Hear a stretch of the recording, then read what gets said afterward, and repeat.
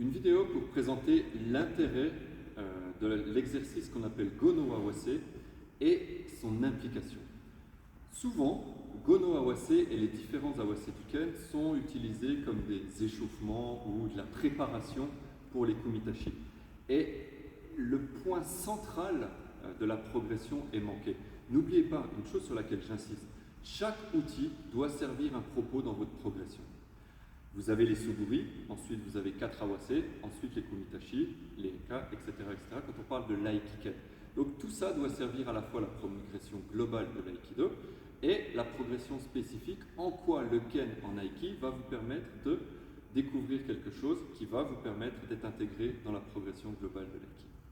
Et donc, à un moment donné, Gono Awase intervient. Gono Awase, c'est un exercice où, sur un Yokomenuchi, je vais réaliser un Yokomenuchi, mais, etc., etc. Et on va reculer aussi longtemps que le tatami. Arrivé au bout du tatami, on inverse les rôles. Un point extrêmement important que Saito Sensei expliquait pour cet exercice était qu'il fallait reculer, que celui qui faisait le même devait reculer en suivant une ligne et non pas prendre d'angle. Et ça, c'est extrêmement important dans la progression.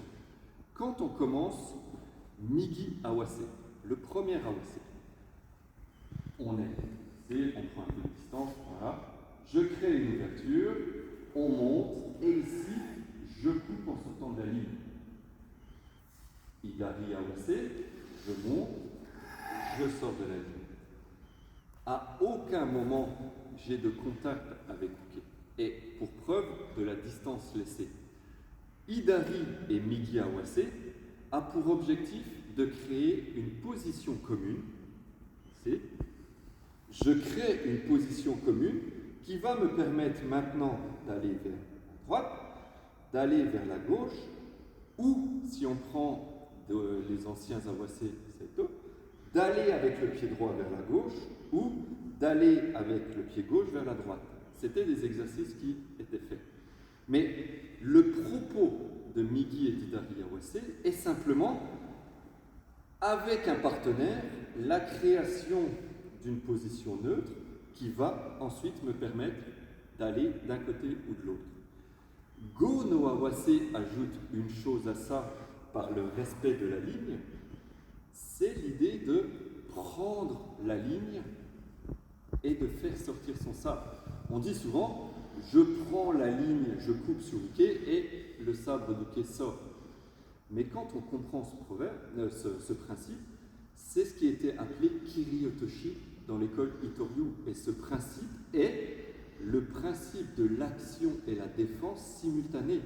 C'est-à-dire que Gono Awase vous apprend qu'en Aikido, vous n'avez ni attaque ni défense, mais que les deux sont simultanément comprises dans votre mouvement, quoi que vous fassiez. C'est l'enseignement de Gono Awase.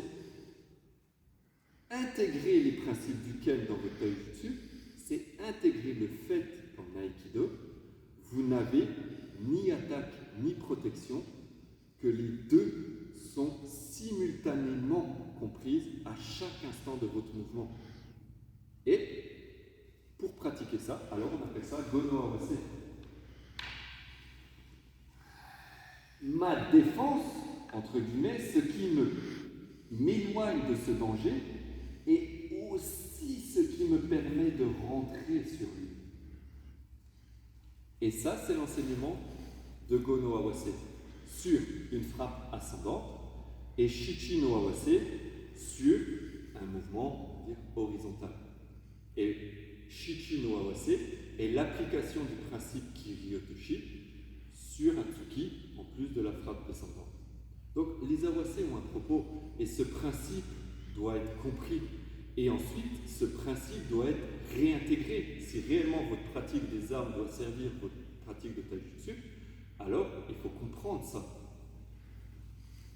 On va monter de quelques niveaux. On ajoute plusieurs Uke. Ici, je suis saisi. Maintenant, il va m'attaquer. Il attaque Yokomen, Shomen, il vient m'attaquer. Ok. Comment voulez-vous que je me protège à la fois de lui et qui j'attaque? Et c'est là où le principe de Kiryu-Otoshi arrive. Quoi que je fasse, je vais être dans une situation qui va me permettre simultanément d'attaquer et de me protéger. C'est pour ça que c'est un non-sens à partir d'un certain niveau de parler de protection ou d'attaque. C'est implicitement compris dans les principes mêmes de l'aïkido. Si vous continuez à progresser votre pratique sur de la protection, puis de l'attaque, ou de l'attaque, puis de la protection, alors vous n'avez simplement pas intégré au plus profond de votre être le simple enseignement de Go no Awase. Alors, faire des enkawaza, faire des techniques, ajouter des katas est absolument contre-productif. Si le principe de base n'est pas compris et ensuite ne se réintroduit pas dans votre pratique. À chaque fois que vous aurez un contact, vous serez, et j'insiste, simultanément protégé et en train d'attaquer. Et ça, c'est l'enseignement de Go no Awase.